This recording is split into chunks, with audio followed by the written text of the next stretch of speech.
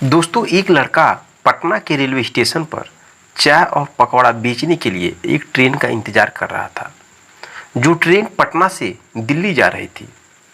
जैसे ही वो train Patna station पर आती है, वैसे ही वो अपना चाय और पकौड़ा लेकर उस ट्रेन में घुस जाता है और हर एक बोगी में जाकर वह चाय और पकौड़ा बेचने लगता है।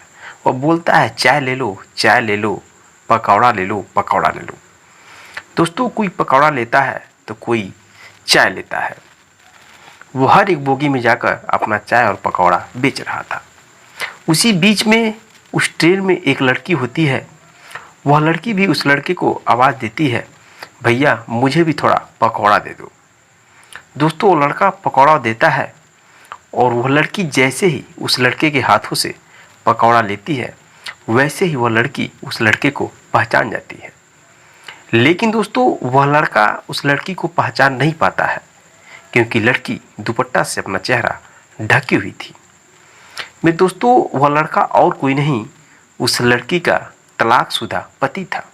वह लड़की उस लड़की को देखकर दंग रह जाती है। वह सोचने लगती है कि कैसे यह लड़का ट्रेन में पकौड़ा बेचने लगा। मेरे दोस्तों, यह कहानी एक पारिवारिक कहानी है और इस कहानी को सुनने के बाद आपका दिल बिल्कुल ही बहुत ही भावुक हो जाएगा। दोस्तों, वो लड़की मामूली लड़की नहीं थी।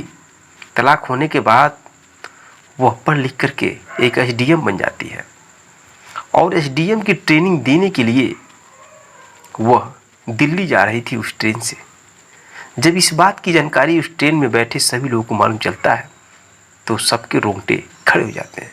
मेरे दोस्तों, आगे कहानी में क्या होता है, जब आप इस कहानी को पूरा सुनेंगे, दोस्तों आप भी उस लड़की का तारीफ किए बिना पीछे नहीं हटेंगे। तो चलिए दोस्तों, कहानी की शुरुआत करते हैं।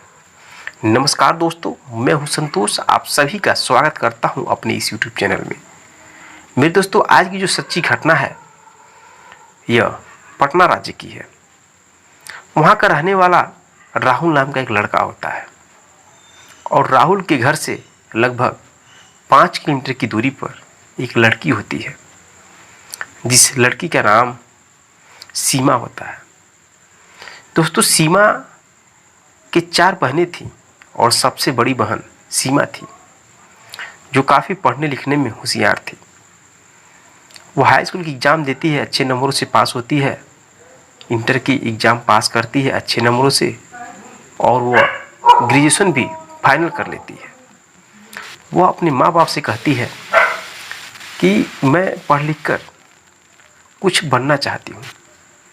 लेकिन दोस्तों, 4 बहनों में सबसे बड़ी बहन थी, शादी का भी उम्र हो चुका था। इस वजह से उसके माँ बाप अपने लड़की को आगे पढ़ा नहीं पाते हैं और उसकी शादी करने के लिए लड़का ढूंढने लगते हैं। उनको एक लड़का मिलता है राहुल नाम का, जो इस लड़की के घर से लगभग 5 किलोमीटर की दूरी पर था। शादी होती है दोस्तों बड़े धूमधाम से और एक नई नवेली दुल्हन बन करके सीमा राहुल के घर जाती है और एक नई उम्मीद के साथ अपनी ज़िंदगी की शुरुआत करती है। मेरे दोस्तों, जो राहुल था, उस राहुल के माँ बाप पटना के रेलवे स्टेशन पर उनका एक निजी दुकान था चाय और पकौड़े का। चाय पकौड़ा बेचते थे और घर परिवार चलता था। राहुल भी अपने माँ बाप का हेल्प कर दिया करता था। दोस्तों, राहुल जब जाता था अपने माँ बाप के पास और उस बिजनेस में हाथ बटाता था, तो जब वहाँ से वो अपनी पत्नी के पास फ़ोन करता था तो हमेशा बिजी पाता था। उसे शक लगता था कि मेरी पत्नी कहीं ना कहीं किसी और से बात करती है। वो जब घर पर आता है तो अपने पत्नी को बोलता है, डांटता है कि मैं जब फ़ोन करता हूँ तो तुम्हारा मोबाइल बिजी क्यों रहता है। उसकी पत्नी बोलती है, देखिए मैं अपने सहेली से बात कर रही थी और मैं अपने घर पे बात कर रही थी। दोस्तों, एक बार हुआ, 2 बार हुआ, जब बार बार ऐसा उसको देखने को मिलता है तो उसका माथा सनक जाता है। वो अपनी पत्नी से कहता है, देखो मुझे अच्छा नहीं लगता है तुम किसी और से बात करती हो। तो मैं शादी किया हूँ तुमसे और मैं तुमसे प्यार करता हूँ और तुमको भी हमसे प्यार करना चाहिए, किसी और से बात नहीं करना चाहिए। दोस्तों, ये शब्द सुन करके सीमा कहती है कि आपको गलतफहमी हो गया है, मैं आपके अलावा किसी को भी नहीं प्यार करती हूँ। आपको शक हो गया है, शक की बीमारी हो गई है कि मैं फ़ोन से किसी भी लड़के से बात करती हूँ और मेरा अफेयर है किसी अन्य लड़के से। यह आपकी गलत सोच है। पति और पत्नी के बीच जब शक के मामले आ जाते हैं तो फिर वह रिश्ता ज़्यादा दिन तक नहीं चल सकता है। इस वजह से मेरा विश्वास करिए, मैं अपने मोबाइल में हमेशा अपनी तैयारी करने की जो भी वीडियो है देखती हूँ, और कभी काल जब ज़रूरत पड़ता है तो मैं अपनी सहेली या दोस्तों से बात कर लेती हूँ, ओनली सिर्फ पढ़ाई के मैटर से। दोस्तों, उसकी पत्नी उसे समझाती है, उसके बाद भी राहुल को विश्वास नहीं होता है।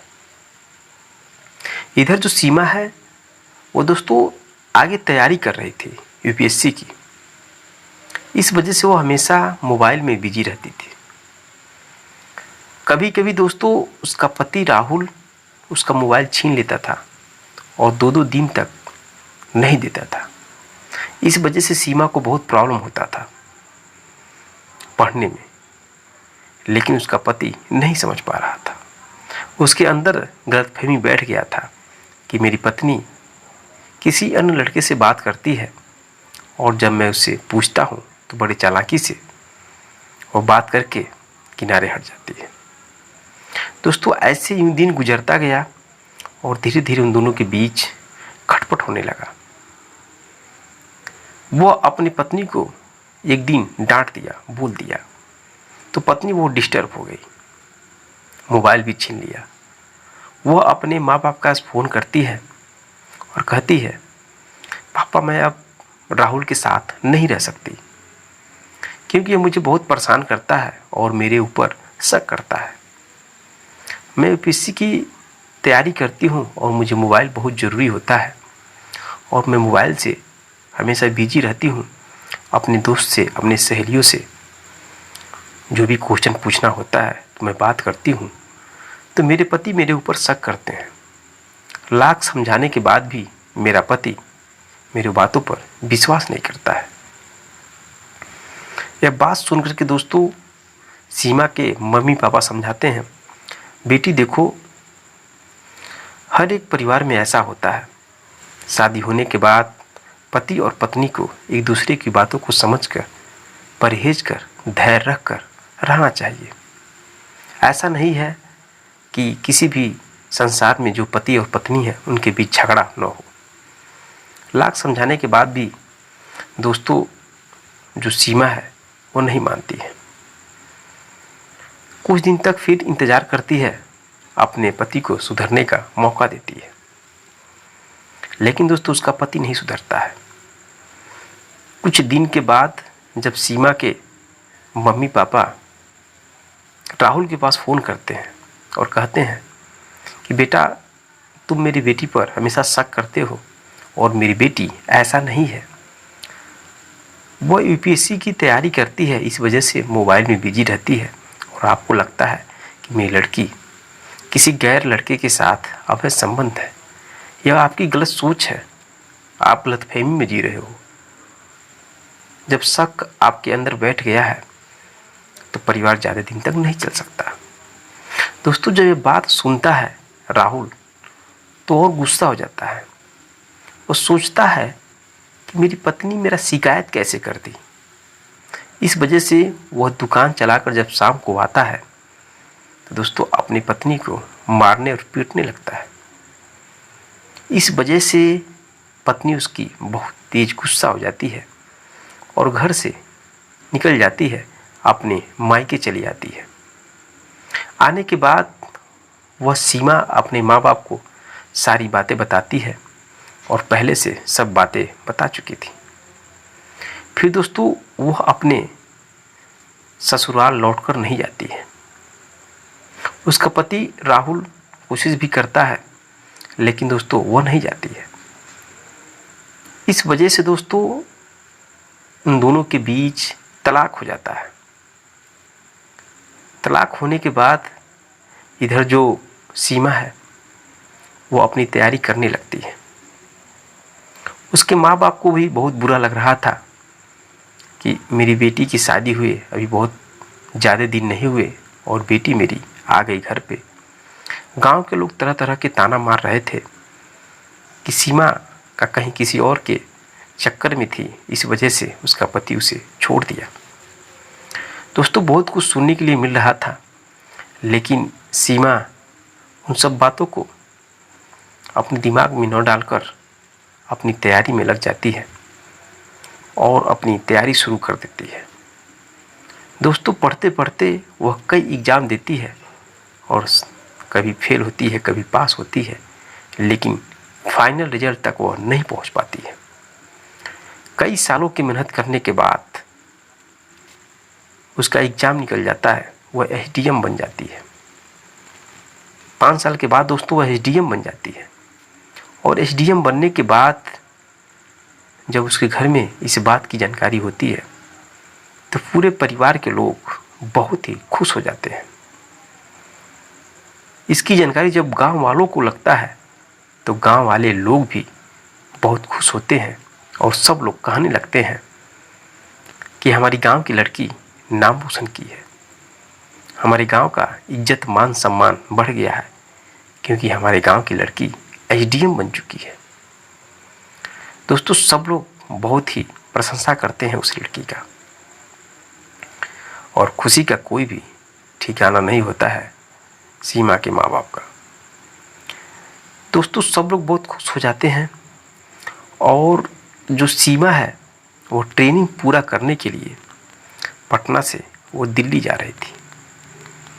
जिस ट्रेन में वो चढ़ती है उसी ट्रेन में उसका तलाकशुदा पति पकौड़ा बेचने के लिए चढ़ जाता है। ट्रेन में घुसता है, सभी बोगी में घूम घूम कर और एक अजीब आवाज़ निकाल कर चाय ले लो, चाय ले लो, पकौड़ा ले लो, पकौड़ा ले लो, वो बेचने लगता है। कोई पकौड़ा खरीदता है तो कोई चाय खरीदता है।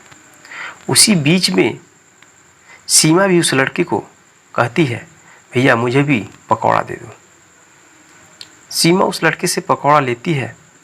जैसे उसका चेहरा देखती है सीमा पहचान जाती है, लेकिन राहुल नहीं पहचान पाता है क्योंकि दोस्तों सीमा अपना चेहरा ढकी हुई थी।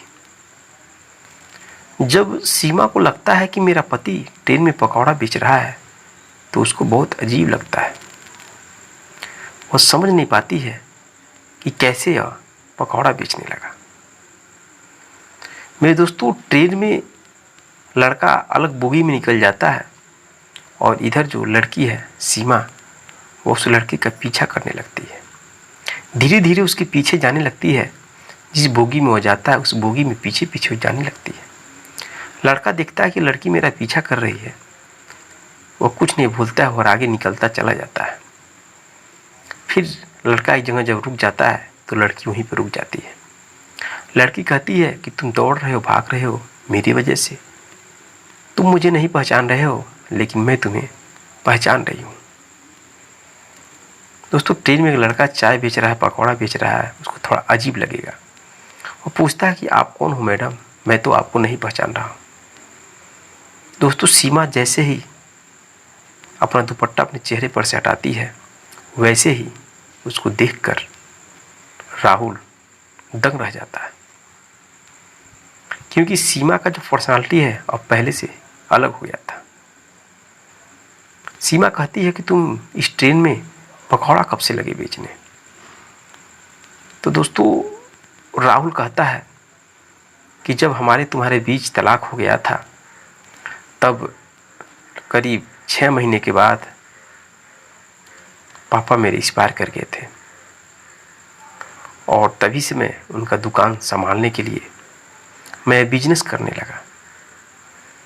दोस्तों, जब ये बातें सुनती है सीमा तो उसके आंख से आंसू गिरने लगते हैं क्योंकि जब उसकी शादी हुई थी तो उसके घर में सबसे ज़्यादा उसके ससुर ही उसे मानते थे क्योंकि उसके ससुर हमेशा देखते थे कि सीमा हमेशा पढ़ती थी, तैयारी करती थी, इसलिए बहुत ही अधिक सम्मान करते थे।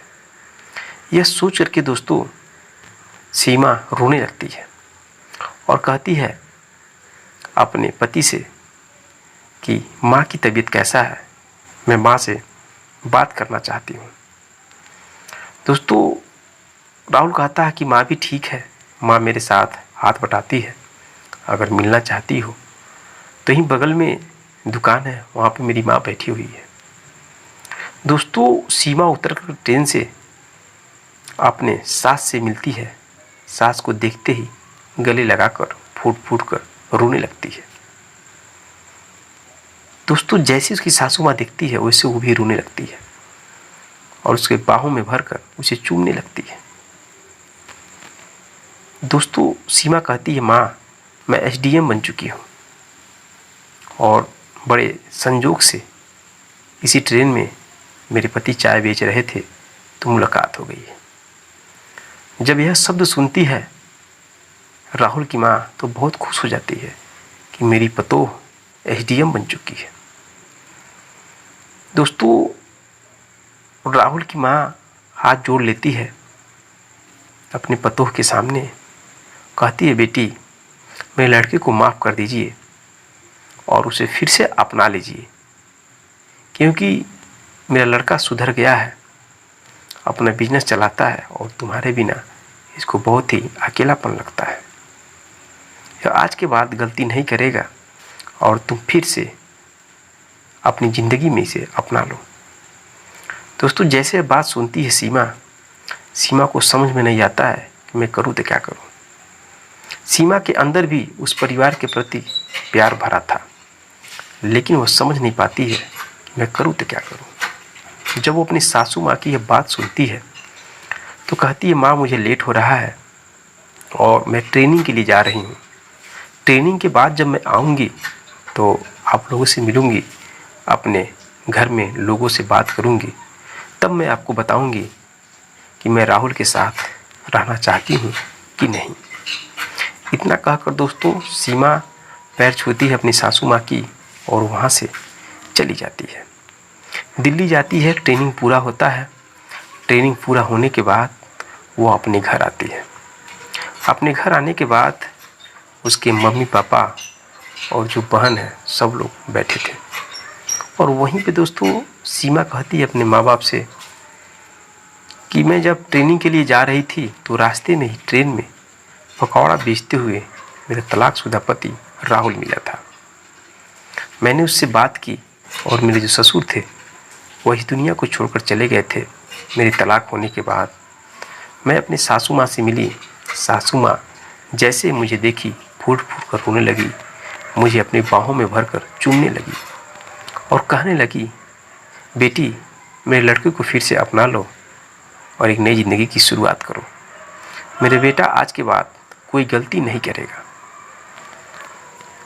तो जब यह बात सुनते हैं सीमा के माँ बाप तो बोलते हैं बेटा वो ज़िंदगी तुम्हारा अलग था, लेकिन अब ज़िंदगी तुम्हारा अलग है।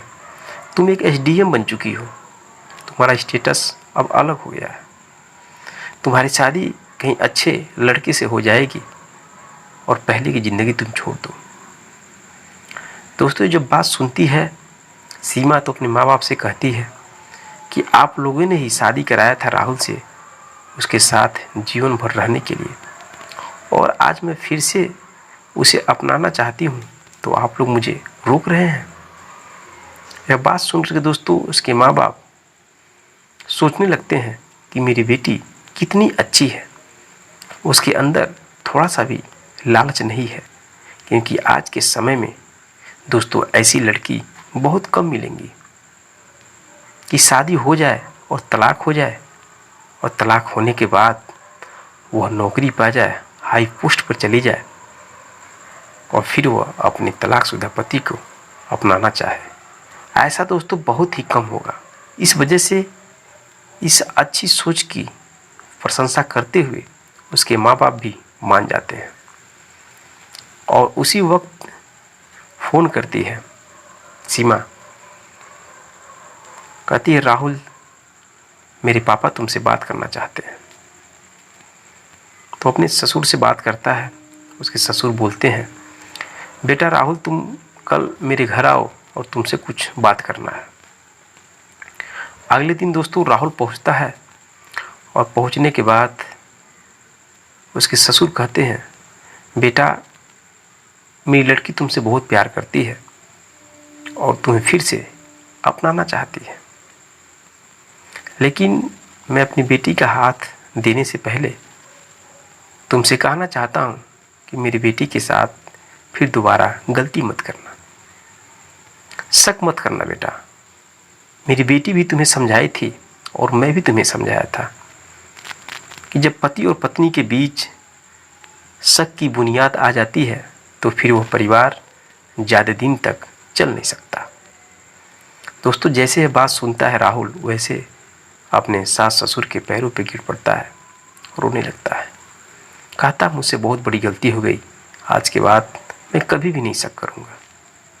दोस्तों फिर तुरंत वहीं पे उसकी जो बेटी यानी कि जो सीमा है अपने पति के साथ अच्छे से खुशीपूर्वक जाती है और एक नई जिंदगी की शुरुआत करती है।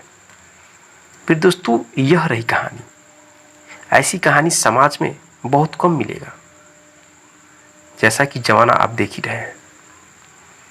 मेरे दोस्तों इस कहानी से आपको सीख लेना चाहिए कि अगर पति और पत्नी है तो उन दोनों के बीच शक की बात तो कभी नहीं आनी चाहिए। अगर आप फैमिली के सदस्य हैं और उस फैमिली में प्यार नहीं है, विश्वास नहीं है, शक की बुनियाद आ रही है बार बार, तो फिर तो दोस्तों वो परिवार टूटने और बिखरने में समय नहीं लगेगा। इसलिए दोस्तों अगर परिवार चलाना है तो आपको एक दूसरे के ऊपर विश्वास रखना जरूरी है, धैर्य बनाकर रखना जरूरी है, संयम सहनशीलता इन सब चीज़ों का बहुत ज़रूरी है।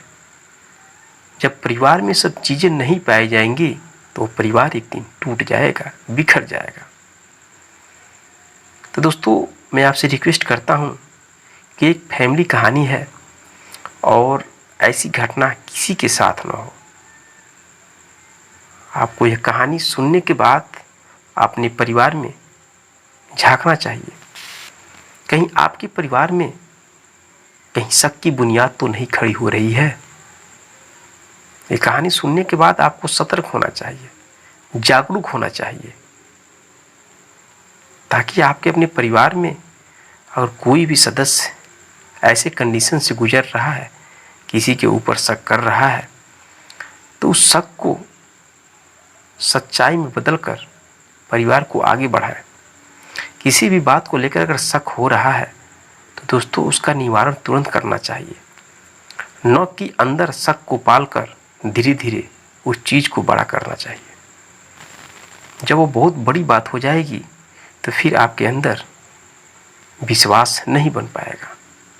मेरे दोस्तों कहानी बहुत लंबी हो रही है, आप कहानी का मतलब समझ गए होंगे और आपको थोड़ा सा भी अच्छा लगा तो वीडियो को लाइक, चैनल को सब्सक्राइब करें। मिलते हैं नेक्स्ट वीडियो में नेक्स्ट कहानी के साथ। तब तक के लिए दोस्तों जय हिंद, जय भारत।